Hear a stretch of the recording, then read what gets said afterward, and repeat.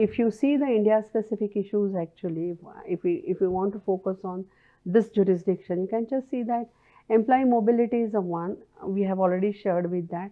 It's like not only India, you can see at any jurisdiction.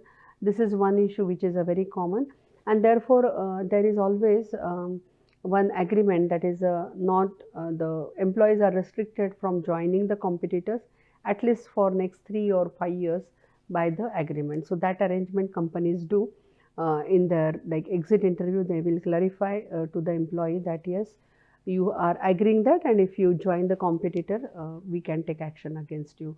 So that much clear that anti-competitive agreements, if some confidential information related, that if you are involved, that employee is involved in that particular, organizations are taking due care about that. Outsourcing risk is there, yeah, when you are, especially OEMs and all that thing, when you are sharing the data with the vendors, there are chances